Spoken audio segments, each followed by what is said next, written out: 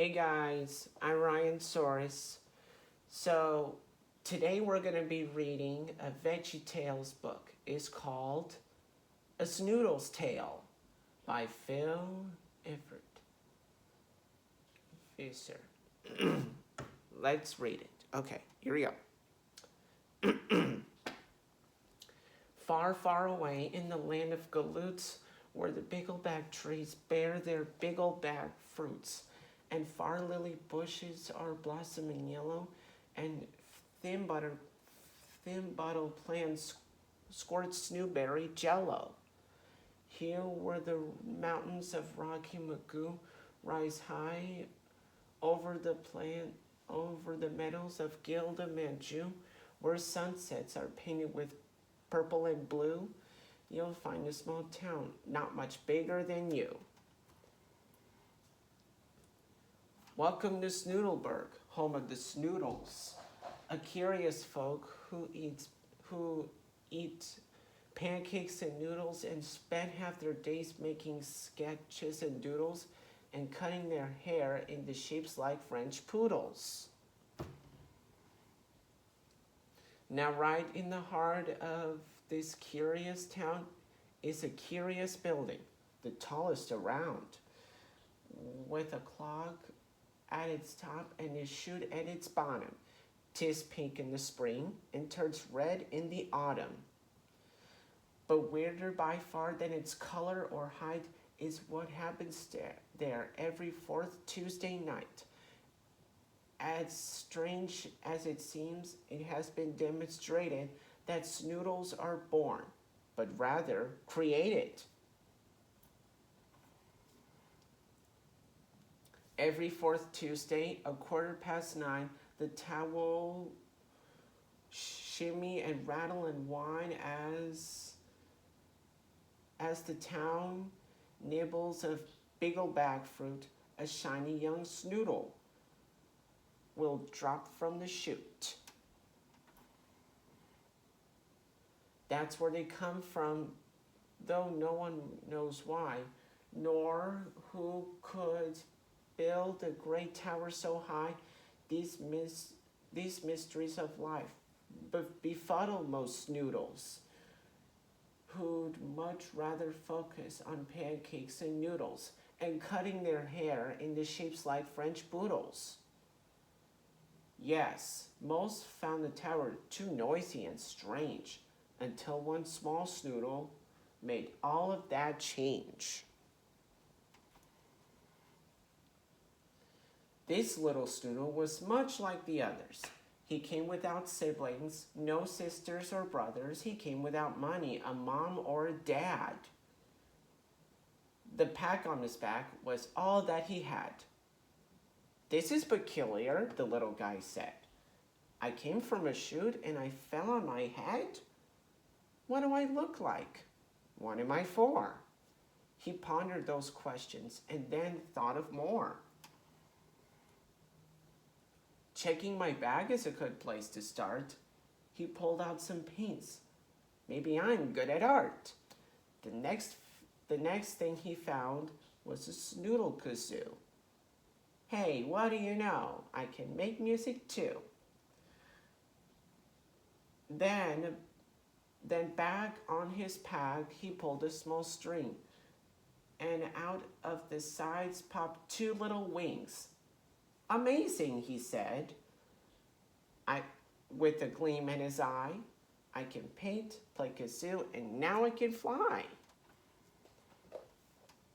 Wait till the others see all the great things I can do with my paints, my kazoo, and my wings. So he packed his bag. So he packed up his paints in his Snoodle kazoo and hopped off to show them all what he could do. There, from the top of a short stubby wall, the big Snoodle heard the new small Snoodle call, "Come watch me, you guys, as I head for the sky." He straightened his wings with a gleam in his eye. Then he jumped and flapped like the red snooder finches that fly over the plains to the peak of Mount Ginchez. His flight, unlike theirs, covered only 12 inches. You call that flying? You think you're a bird? We've never seen anything quite so absurd. The old Snoodle snorted. He sniggered. He shook. I'll paint you a picture to show how you looked. The brush strokes were skillful. The colors were coolish. The story they told made the young one feel foolish. Take it from us, said a Snoodle named Lou. Flying must not be what you're meant to do. The young Snoodle drooped. He felt his heart sag. The paintings the old Snoodle placed in his bag. Carry this with you, the old Snoodle said, so visions of flying don't go to your head. Okay. The weight on his back was as heavy as lead. Sorry. So under the weight of the picture he bore, he hobbled along feeling lowly and sore, till far ahead, a bunch near the tower, he spied a bright bundle of far lily flowers.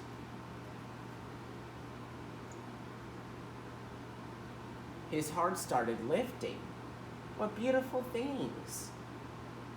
Then he remembered, I've got more than wings. So quickly he dug the paints out of his pack and hoped that with art, maybe he'd have a knack. I did it, he yelled to the Snoodles in town,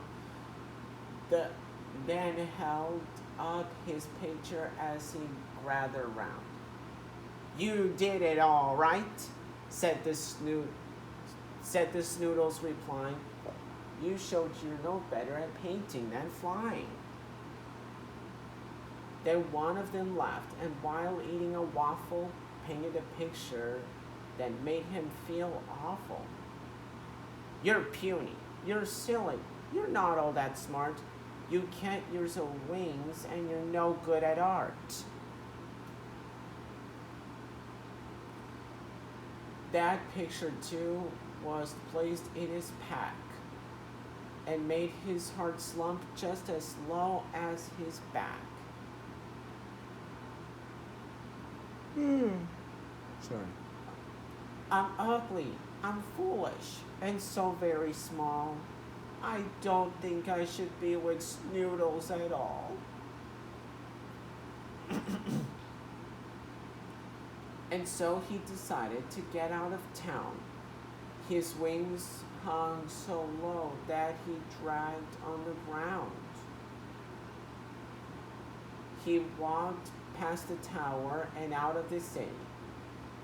He walked through the fields and thought, my, this is pretty. The far lily bushes are all blooming in yellow, and thin puddle plants squirting snowberry jello.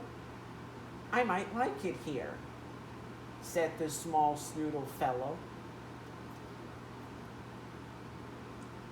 Then, feeling some worth coming back in his chest, he thought he would sit for a moment and rest. But try as he might to sit down with grace, the weight on his back knocked him flat on his face. Ha! That's a hoot, said a voice from behind. A farmer stood up with the thimble vine. Why, you need a picture, my Snoodleburg bud, lest you forget how you look in the mud. And so, in an instant, the picture was done and placed in his backpack, which now weighed a ton. The poor Snoodle struggled. He wobbled, he groaned. He stood with his feet and he said with a moan, "Is there anywhere I could be truly alone?" Just then overhead flew two Snoodle finches, winging their way toward the peak of Mount Ginchez. "I see," said the Snoodle. "Then that's what I'll do. The home for those finches will be my home too." So painfully struggling under the pack, the small Snoodle, under his pack, the small Snoodle inched up the big mountain back. He crawled over bundles in rain and in lightning. He dragged on and on through the journey was frightening.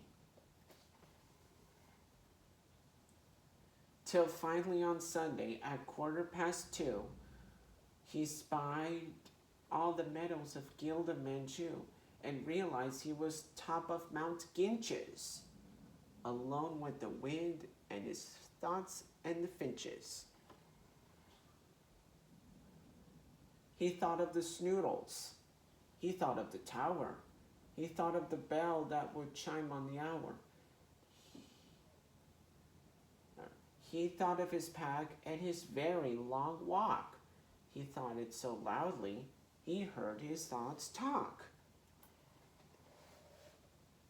"Hello," said his thoughts. "You've made quite a climb." "That voice," he remarked, "doesn't sound much like mine." Then he turned and he noticed he wasn't alone, for a man stood behind near a cave in the stone.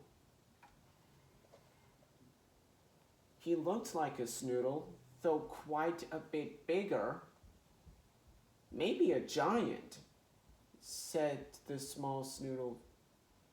The small Snoodle figured. I'm going," the Snoodle boy said with a huff. "And don't paint a picture, I've got quite enough." "But first come inside," the man said. "Have some tea. I'm so very pleased that you're visiting me." The Snoodle boy stopped, though he'd only gone inches, and stared at the stranger he found on Mount Ginchez. He didn't seem angry. In fact, he looked kind. The poor little boy was confused. "Are you blind?" "I'm puny. I'm silly. I'm not all that smart. I can't use my wings, and I'm no good at art." The stranger leaned down with a pain in his heart. "Who told you these things?" he asked. "How do you know?" "These pictures I have in my pack tell me so." The small Snoodle sniffled and started to go. "First, if you please, let me look at this art. That makes your pack heavy and weighs down your heart." Then picture by picture, he unpacked the bag that bent the poor Snoodle and made his wings sag. "Dear boy," said the man, "these look nothing like you." Then into the fire, the pictures he threw, he rose from his chair, saying, Wait there, you'll see that what you need most is a picture for me. The Snoodle sat patiently, sipping his tea. Then from the room in the back he returned, saying, "Dear little Snoodle, it's time what you learn what you really look like." And he threw off the sheet, and what the boy saw warned him right to his feet. The boy in the portrait looked older and strong.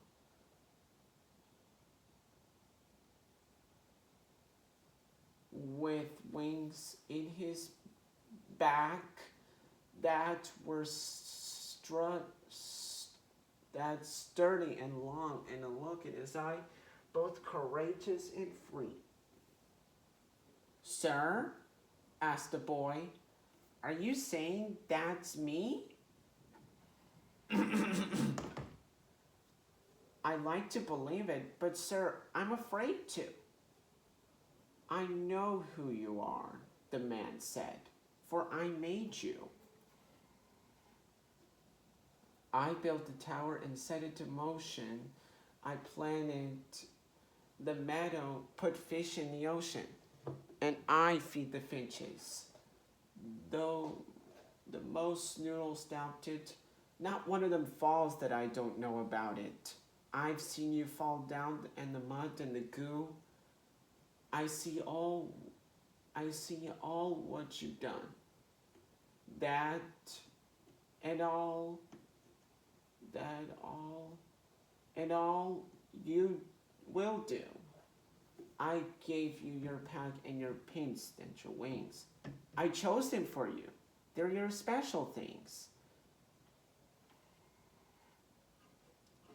The Snoodle kazoo so you can sing about colors in autumn or flowers in spring. I gave you your brushes in hopes that you'd see how using them you can make pictures for me. Most of the Snoodles, the old one said sadly, just use their pains to make others feel badly. The young Snoodle pondered the things he'd been told, then wondering something, grew suddenly bold. "But sir, if you make this incredible land, can't you make Snoodles obey your command?"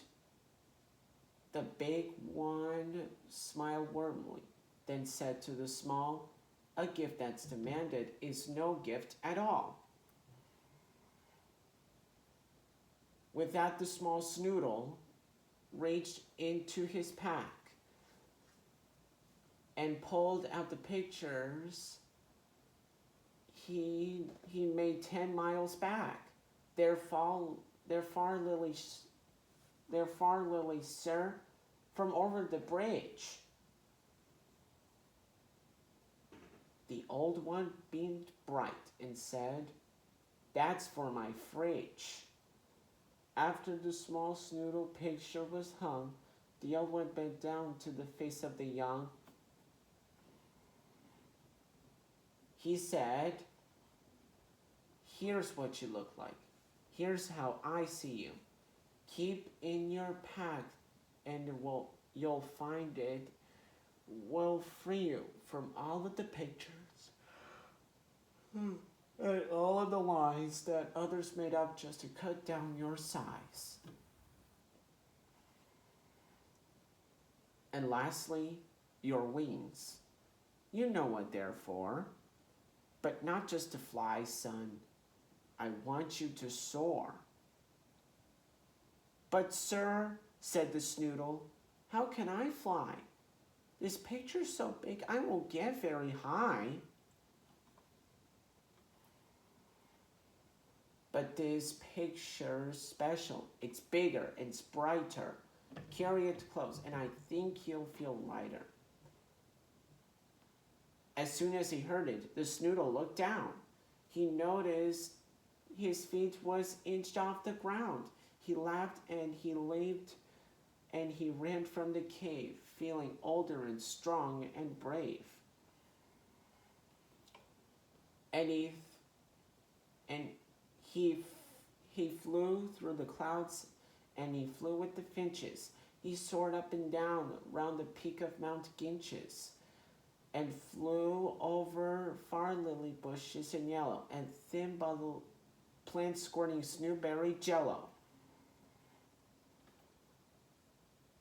He flew over the bigglebag trees and fruits in big lazy loops over the land of galoots. Then hurried back home at the center of town, where the Snoodles all stood with their wings on the ground. And starting precisely at 2:15, he told them the story that I just told you. The end. That's a great story, guys. And happy Sabbath, everyone. Make sure to please subscribe on my channel. Bye now.